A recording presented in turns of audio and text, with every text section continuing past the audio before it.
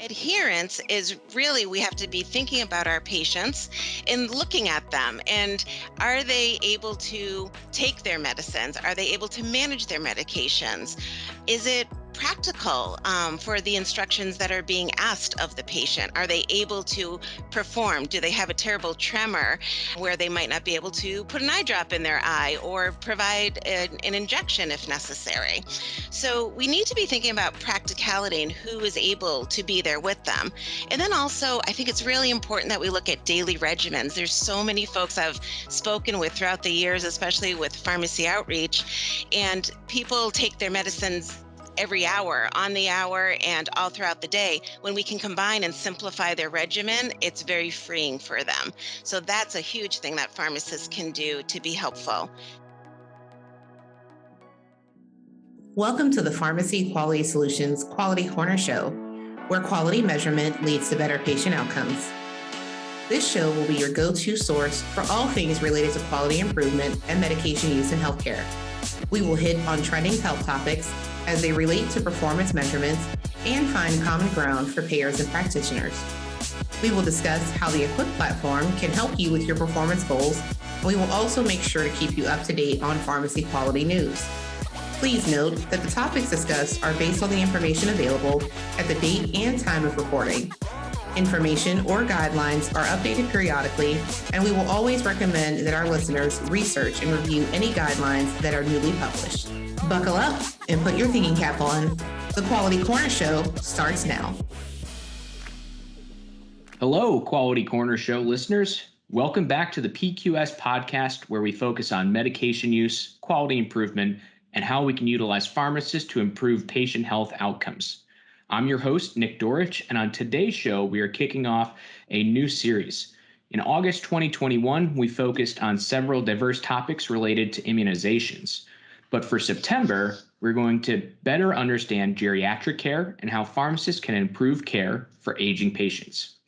As we get older, there are a number of new health concerns and new considerations for how we work with our healthcare providers and for managing our health, including how we receive and manage medications. Pharmacists may be on the front line as it relates to these changes, and whether it be managing medications, understanding how medications may be affected by declining renal or liver function, or helping patients be informed about their choices for Medicare plans and how they receive their medications to improve adherence, pharmacists are working with the aging population on a day-in, day-out basis. But like all things, there are updates to guidelines or to health coverage that may impact how a pharmacist can best help this particular population. Now, that's our topic for this month, which I hope you will enjoy, and that, like me, that you'll learn a few new best practices for managing patients. For today's episode, we are pleased to introduce a new guest to the podcast, but she has plenty of experience herself in the podcast sphere. That guest is Donna Bartlett, Associate Professor of Pharmacy Practice at the Massachusetts College of Pharmacy and Health Sciences, Worcester campus. Donna, welcome to the show. Thank you so much. It's so great to be here today with you, Nick. To get us started for today's episode, we need to hear about you, Donna. What's your background with healthcare and what do you do now? So, of course, I'm a pharmacist, and I started my pharmacy career in retail pharmacy. Later on, I've always worked in the hospitals a little bit, and then later on, I became part of the MCPHS University Pharmacy Outreach Program. I was there for about 11 years, and at that point, I eventually got my PharmD through MCPHS Boston, and I was able to become a faculty member. So now I basically work mostly in geriatrics. I'm a board certified geriatric pharmacist, and I also have a site at Health Alliance Hospital in Leominster, Massachusetts. So between the university and my site, I'm able to teach students so much about geriatric care. Excellent. Donna, I appreciate the introduction, and we're now going to get ready for today's questions, and we're going to hear the breakdown. Now it's time for the breakdown. As Quality Corner show host, Nick will ask 3 main topic questions. Our guests will have a chance to respond, and there will be some discussion to summarize the key points. This process will repeat for the second and third questions, which will wrap up the primary content for this recording. After that, expect to end on a closing summary, usually containing a bonus question. Now that we have described the process, let's jump into the questions. Pharmacist Letter is offering CE credit for this podcast. Please log into your Pharmacist Letter account and look for the title of this podcast and the list of available CE courses. I'm Nick Dorich from PQS, and our guest today is Donna Bartlett from the Massachusetts College of Pharmacy and Health Sciences Worcester campus. Neither of us has anything to disclose. Donna, our topic for today's show is healthy aging and geriatric care. There are a number of ways in which pharmacists can contribute to patient care for this specific patient population. Before we get into how a pharmacist can be a contributing member of the patient care team in this regard, we need to address what a pharmacist can do to help patients and the care team. Here's our first question. What are the major contributors to medication-related issues for the geriatric population? How do they develop? And how does a pharmacist play a role in maximizing patient care? So I really think that one of the big issues with geriatric care is polypharmacy. We can see that polypharmacy is truly just overarching and it incorporates many other factors. And it really is a concern for our older adult population. So, with polypharmacy, there comes a host of so many other things that can happen. And we as pharmacists can really help patients and really become part of that healthcare team by helping patients. We see patients every day. So, there's a number of medications that are of concern. And as medications increase in the patient, issues become compounded as well.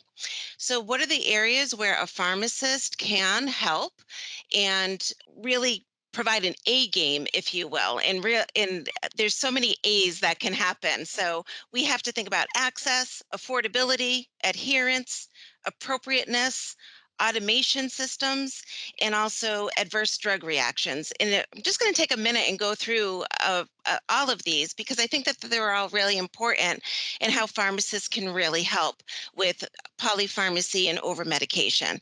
So, with access, we need to make certain that people can actually get the medicines that they need, right? So, we have to be thinking about delivery and coverage issues. With affordability, we know that more medicines that people take, the costs go up. And not all insurances are the same. And not all pharmacies charge the same prices either. So we really have to be helpful with our patients in understanding affordability of medicines. Adherence is really, we have to be thinking about our patients and looking at them. And are they able to take their medicines? Are they able to manage their medications? Is it practical for the instructions that are being asked of the patient? Are they able to perform? Do they have a terrible tremor where they might not be able to put an eye drop in their eye or provide an injection if necessary? So we need to be thinking about practicality and who is able to be there with them. And then also, I think it's really important that we look at daily regimens. There's so many folks I've spoken with throughout the years, especially with pharmacy outreach, and people take their medicines every hour, on the hour, and all throughout the day. When we can combine and simplify their regimen, it's very freeing for them. So that's a huge thing that pharmacists can do to be helpful. In regards to appropriateness, this is really what I love to be thinking about, and really what we need to be thinking about in geriatrics. The continuation of medicines. Do they need to be continued? What's happening with the patient? Are there prescribing cascades? Is the geriatric patient or older adult, are they confused or falling because of a medicine?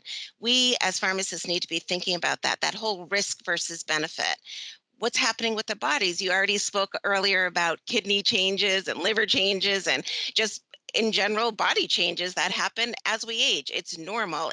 It's what our bodies do. So something that we've been taking for 20, 30, 40 years may not be appropriate. So a medicine that we take at 50 might no longer be appropriate at 80. So these are things that we want to be thinking about. With automation, just don't assume that, someone's going to tell you that they've stopped a medicine or that they're able to call for a renewal and go through the automated systems of a doctor's office. Those things can be very difficult for our older adults. And also adverse drug reactions. We have to think any drug at any time could cause an adverse reaction. It doesn't have to be just a new start. It could be something that someone's been taking for a very long time. Donna, thanks for the response. And you mentioned as we deal with aging, it's going to be treating differently. We often reference with pediatrics that pediatrics, it's not like you're dosing medication for a little version of a human, right? The body acts differently. And I feel like we often don't use that same type of metaphor with understanding aging and the geriatric patient. So definitely a consideration that we need to take. One follow-up question I have for you, Donna, when it does come to polypharmacy, are there any particular leading causes or events that we should look to? And I'm just thinking back from my experience working in a pharmacy or with family members and acquaintances that I've had. And typically, one area that can be an issue is a patient being discharged from a hospital. There may be medications, like I think the best example, and things may be differently now, but proton pump inhibitors, right? A patient's often put on that when they're in the hospital for any extended period of time, but that's not something that they typically need. And that may have cause other drug interactions. But is that still the case, or what other events should pharmacists, particularly community pharmacists, be thinking about so that we can better address polypharmacy for that aging population? Absolutely. And that is perfect. What you're talking about is the whole transitions of care. And that certainly does still happen. Proton pump inhibitors are continued on unnecessarily. And for years, too, I've talked to many people and gone through many med reviews. So, something that we definitely need to be thinking about and has its consequences as well. So, transitions of care are such a big part of pharmacist world, and whether we're in the hospital setting or in the retail setting, it or long-term care settings, it really doesn't matter. Any of those transitions are really important. I think what's important is communicating, and these med recs are one thing where you're making certain that someone has certain medicines, but really a medicine review and making certain that the medicines are appropriate and that we're going through really a checklist, if you will, is there still an issue going on here, and is this treatment still necessary?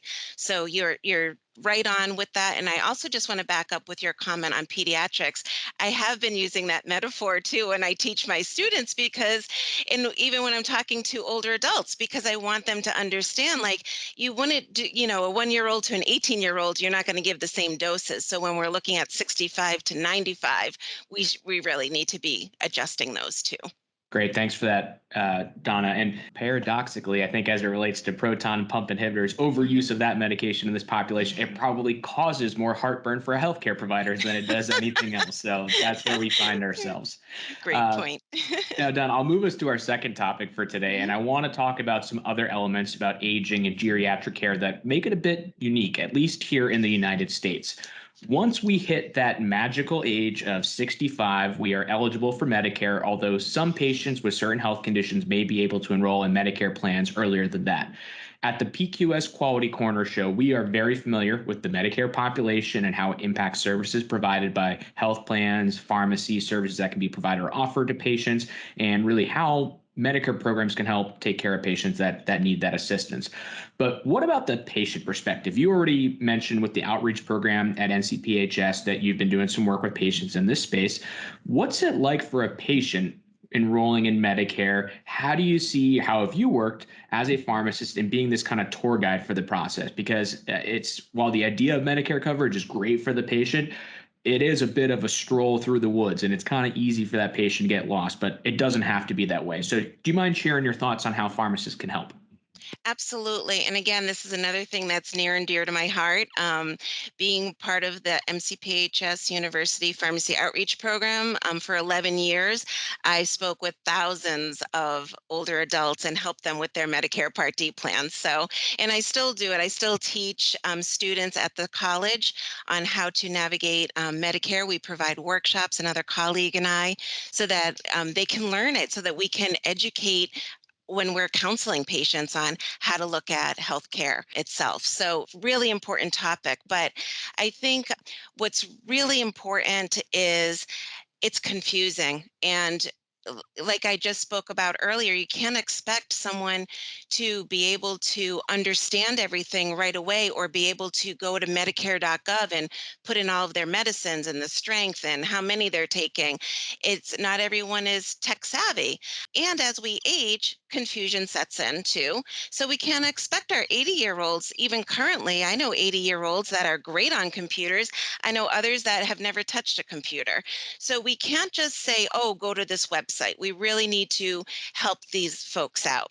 So, what I love to also show as an analogy too is when we are in our working years, we are provided often insurance through our employers. That's how our system works here in the United States. But when you branch over or bridge over to Medicare, you don't have just a few things to choose from, a few insurances to choose from. You have a multitude to choose from. And then you have to figure out Medicare only covers a certain percentage. So for the healthcare side of things, so do you need more coverage for your healthcare? Typically you do. And then how are you going to combine that drug coverage? Are you going to combine it as a separate entity, a separate Medicare Part D plan, or are you going to do a combination plan, which is a Medicare Part C plan?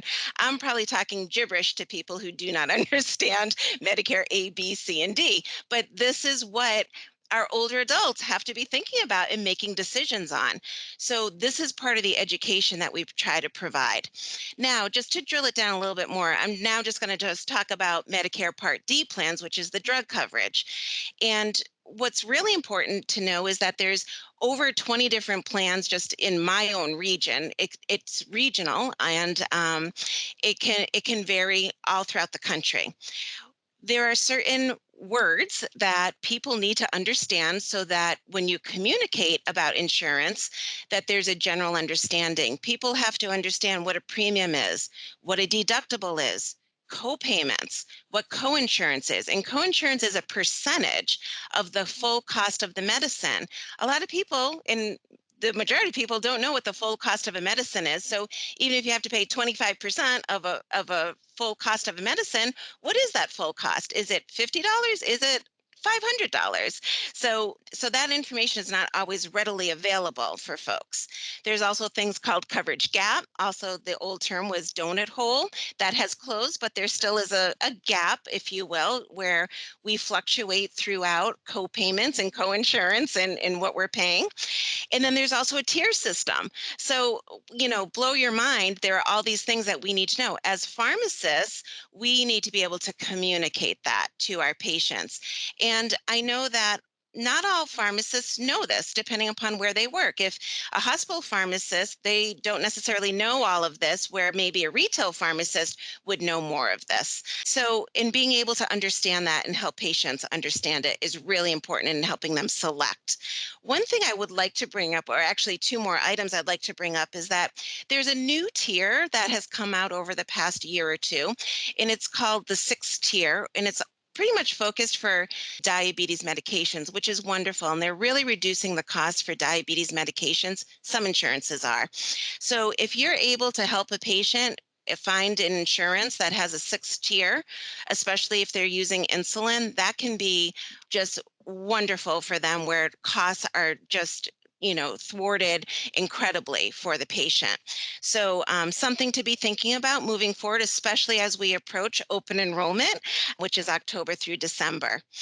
The other things that are really important is to combine other assistance. So, does the patient qualify for Medicaid in the state? Do they qualify for extra help through Social Security? That's national. And there's a lot of people who fall through that crack who could have a reduction in their Medicare Part D plans, and they just need to apply for extra help through Social Security. There's also state pharmacy assistance programs depending upon the state. They're not in every state. Massachusetts has a great one. New York has a wonderful one. So they do exist, and it's good to know what's happening in your state. The other thing that I would like to bring up is that there are protected classes for drugs. So people might get really nervous about, oh, I know my meds are covered. I don't want to switch over because these meds are really important for me, especially maybe someone who had a transplant and they want to make certain that their meds are covered. They get comfortable with knowing that certain meds are covered. But there are 6 protected classes, and I think it's important that pharmacists understand this too. I'm just going to run down real quick what they are: anticonvulsants, antidepressants, oral chemotherapy drugs, antipsychotics, antiretrovirals for HIV, and also immunosuppressants for those patients that have had transplants. So these are really important to understand that insurances have to cover these. And so we can find affordable plans for folks through the Medicare.gov plan finder and know that these medicines should be covered, would be covered. However, tier systems do vary between the insurances. I know that's a loaded question, but it really shows a loaded answer, excuse me, but I think it shows the complexity and how confusing this is for our older adults. Yeah, it certainly is for the older adults, but also even for caregivers, right? Because if you've Hmm. got a patient that is, let's say 70, 75, 80, they may have their children or, helping them identify that plan. And if Yeah. you're someone that is, 45, 50 years old that isn't actively looking, going in and trying to Hmm. identify this item, you're absolutely right, Donna. You mentioned it, Yeah. your commercial insurance or your insurance through your employer. That's going to be a very different kind of system and setup than what it may be for Medicare. Some of the terminology may be the same: premiums, deductibles, copay, et cetera. There's a lot that can be similar, but how they operate may be differently because Medicare is a different type of program. Employer insurance is a different type of program. The other item I was thinking through about this, we started talking off question one, polypharmacy, managing those medications. Often it seems like pharmacies are doing those medication reviews or comprehensive medication reviews, CMRs for patients. They seem to happen frequently in the beginning of the year because there's new Medicare coverage. Those patients need to get the CMR, or it may be occurring at the end of the year to help those health plans get that CMR rate up. But in my mind, as I talk with pharmacists, as I talk with patient groups about this sort of thing, you mentioned that open enrollment, which is going to be starting up in just about a month or so. A good time for those medication reviews is probably to be, it's probably right before that patient is selecting the new plan, right? Because you want Hmm. to make sure you're working with the patient and their prescriber or prescribers to make sure the Hmm. patient's not on any unnecessary medications, to review if there's medications or regimens that may be more cost efficient. So, just thinking through between that, and then you had mentioned as well the protected medication classes, that's a really important element Hmm. for patients. Are there any other considerations as to really when's the best time to do those medication reviews so that a patient can best select their Medicare plan? Right. So, and I definitely agree that during this open enrollment time, it's an excellent time to be thinking about that. And that's when a lot of times at the outreach program, we would be getting the calls and people would be asking about plans and we would see things. And being pharmacists, it'd be glaring to us, why are you still on this proton pump inhibitor, for example? And getting these conversations going, duplicate therapies and things such as that. So it's a great time to review and even start to empower the patients in regards to medicine reviews. The other thing that I think is really important is to understand that insurances, they set the parameters for the medication reviews that are covered. So 1 year you might be covered for a medication review if you go to a lower cost drug or something and you fall out of the dollar amount, or maybe you reduce the number of meds that you're taking, that can alter whether or not you qualify for the Medicare review, medication review.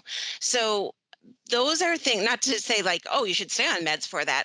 I just think we need to rethink that medicine reviews should happen always. I think every encounter, whether it be at the pharmacy, if someone's buying an OTC, is that for you? Like, are there going to be any interactions to, you're at the doctor's office and you're listing your meds? Is that really a med review or is somebody just taking your new list of meds? So every time there's an encounter, there should be a med review. Yeah, absolutely. I'm glad that you took the conversation there. Well, and it's more specifically, right, a medication review for which the pharmacist or healthcare provider can bill and be paid for that service, right? A pharmacist can always do a medication. I mean, every time you're dispensing a prescription, you're reviewing the medication, maybe not to that full extent, but there's always some element of a medication review that goes on.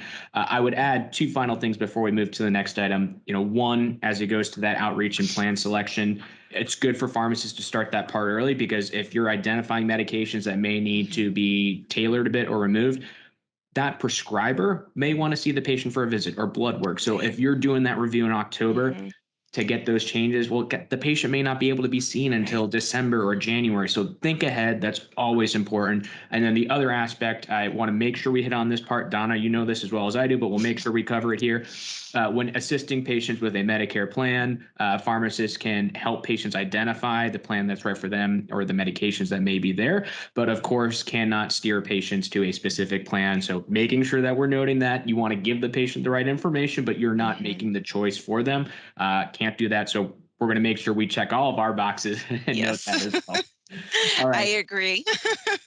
Great. Well, excellent. We'll move to our third and final topic for today. And when we reached out to you about coming on the show, Donna, you were emphatic about your passion and interest in appropriate medication management for the geriatric population. More specifically, you identified the topic of de-prescribing. Now, I will note for our audience that today's episode is an introduction to healthy aging and geriatric care, but we are also planning a full episode to just de-prescribing. So we'll have a deeper dive, but I at least want to introduce the topic now and cover the basics. So Donna, what is a de-prescribing action plan like for a patient, and what best practices can you share? Sure. And thank you for asking me this question, because this is so important to me, and especially for our older adults. So thank you for asking. I think what's most important first is that we actually define deprescribing. So I just want to take a quick minute to do that. And it's the thoughtful practice of stopping, reducing, or changing a medication to a safer alternative with a healthcare provider or team. So we want to make certain that we're optimizing medicine. So it's not just the you're giving up on a patient, let's forget about, like, which some people think. I think deprescribing sometimes has that thought for people, but really it's really optimizing. So we want to deprescribe to optimize medicines. And the best practices in regards to deprescribing is to make certain that they're patient-centered, that they're team-based, and that they're proactive. It's so important that we really, like you're saying earlier, take an earlier look at things before other changes occur. So for example, we really don't want to wait for the toxicity to occur or the fall or, the adverse drug reaction to happen. Let's be proactive about it. And as we age, and as we talked about in our first question and answer is, what's happening to our bodies as we age? So what's happening, and how long have we been on a medicine for? And is it still safe for us? Or could we be heading down a road of adverse drug reactions, for example? So you mentioned like what's the process for a patient? And I've been doing a lot of research on this recently. There's a lot of step-by-step guides for practitioners and for providers to use, but there's really not a lot for patients. So I've taken the liberty, if you will, of combining some of these ideas and came up with a patient approach to deprescribing, because what we're learning is that in order for deprescribing to occur, we need to educate everybody. It's not just the prescribers or the pharmacists that are dispensing, but it's the patients too in the healthcare system. Everyone needs to be educated on this. So educating patients and having a plan that they understand is super important. So I have a medication optimization plan, otherwise known as MOP, and because we like to clean things up, right? We want to clean up these polypharmacy lists. So we're going to mop things up here. And the first step is to list all the medicines. And you're like, okay, so another med list. But with this list, we want to put the reason why we're taking the medicine. We want to ask ourselves, does this problem still exist? If we've had an issue when we're in our 20s, 30s, or 40s, have we had lifestyle changes? Do we still have an issue here? Maybe it was depression for an episode because of some major life change, but we've gone beyond it. And, do we still need that antidepressant on board? Though these are things that we need to be considering. So, does the problem still exist? And then the other question that you want to ask is the medicine controlling the issue? And so, those are kind of the ebb and flow, if you will, as to kind of deciding whether or not a medication is still necessary. But if you're uncertain about any of these, just put a question mark down. That starts your questions for your provider to start these conversations. Other thing I think that is a really important question to ask yourself is, have I had to self-treat with an over the counter or a supplement, or am I taking some vitamin for some reason, since either my last visit, or have I been doing this for a while? You could be treating a side effect and not realizing it. I've been to the doctors and they're like, "Do you think you're experiencing any side effects?" And I'm thinking, that's a really odd question. How would somebody know if it's a side effect or something new? So asking, what have you had to self treat, might be a better way to understand what somebody is doing. Oh, I've had lots of headaches, or I felt really dizzy, or my stomach's been really upset lately. It could be that it could be a side effect to some medicines. The second part is to, review this medication list and start developing these questions. And step three is to then have the conversation with your provider at that time. So you have your meds, you have your questions, and you start going through these questions with your provider. At that point, you can decide with your provider whether or not there are any medicines that you could deprescribe, and which meds are appropriate, which ones might not be appropriate any longer. The fourth step is to make a plan. And this is really important because another thing is our communication, right? There's so many medicines that you might take for, say, blood pressure. You might be thinking one medicine and somebody's thinking another one. You want to make certain that you're writing down the medicine that you're speaking on, because you don't want to go home and go, was it the losartan or was it the levothyroxine that I'm supposed to, start switching up? Those can have major differences. So we want to make certain that we write it down, that we write down the correct medicine. And we also need to know, are we going to stop it? Are we reducing it, or are we changing it to something else? And those are also really important questions to make certain you understand before you leave the doctor's office, or while we as pharmacists are communicating with patients that are maybe changing up their medicines. Is this going to be a stop, reduce, or change? And then the last step is to monitor, document, and follow up. And with the monitoring, documenting, and follow up, we want to ask or determine, is there a lab I should be thinking about that I need done in X amount of time? If something is being reduced, do I have to have my blood work done?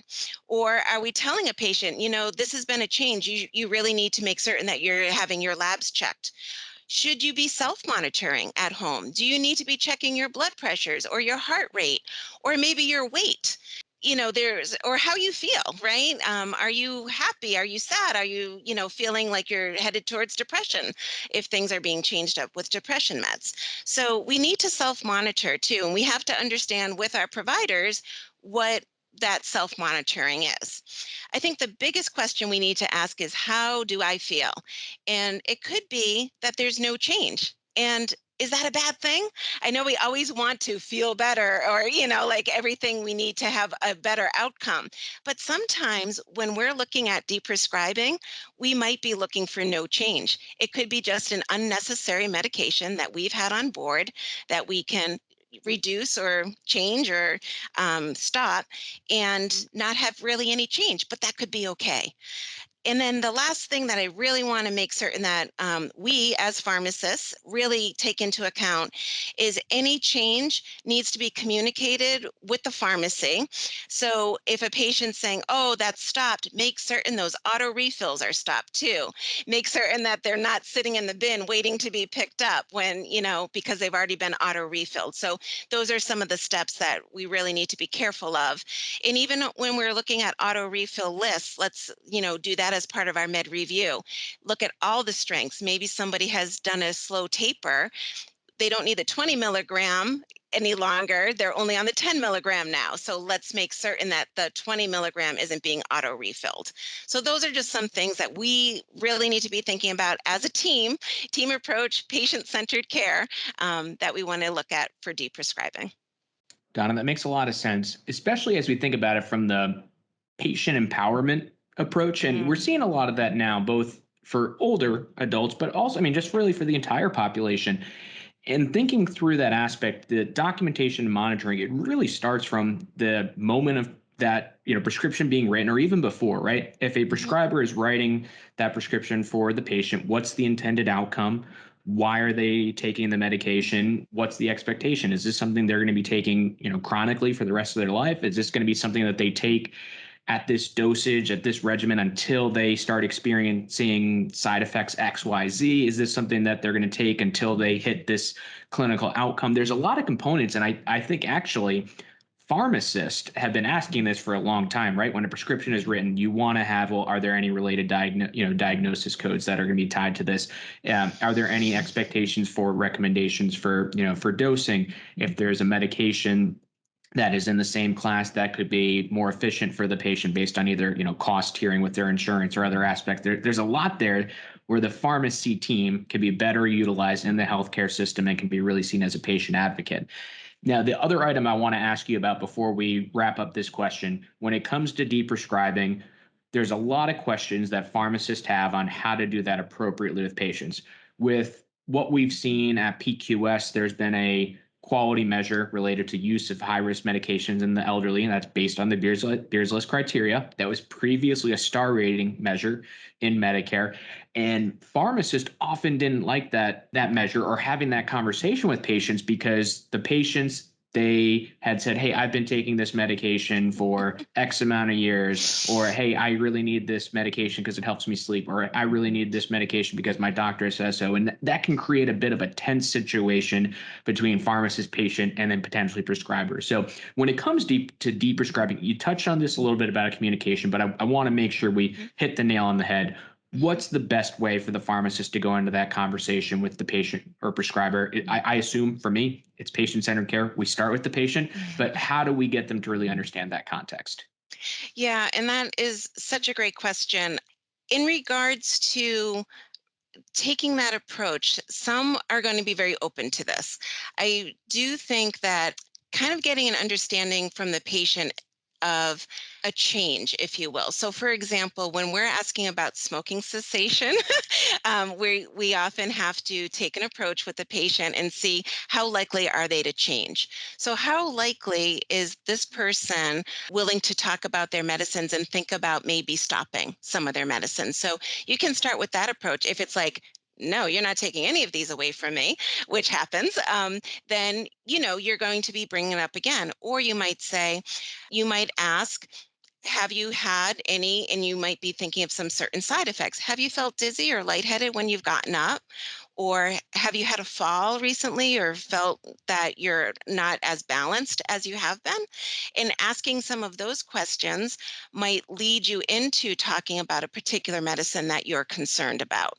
Are you up in the middle of the night having to use the restroom when you are taking an Ambien, for example? Or I noticed this is a really high dose for you now. It really should be cut back. So I think that there are some things that you can approach the patient with. What I really like and what other people have said to me who have counseled, and I've counseled like, caregivers too about how they should approach their parents. Like, this is great. We totally get it. How do we tell our parents that, we want them to reduce their medicines? And I think one of the best things is like that pause and monitor. So we're just going to take a little break from this, just see how you do. We're going to reduce it, see how you do. Nothing is like concrete. It doesn't mean you can't go back to it. And I think having that comfort for people to know that let's just try this kind of idea can be very beneficial. The other thing that we have to do is to change our language in regards to how we're introducing meds. And for, like you had just said, Nick, these chronic meds, you're taking it for the rest of your life. We cannot say that anymore.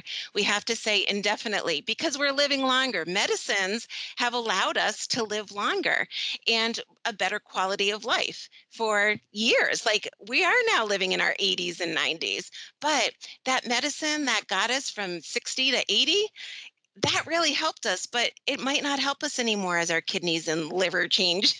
So I think stating that, you will be taking this, indefinitely, but there could be a time when you're not going to need this anymore, or we're going to, change things up.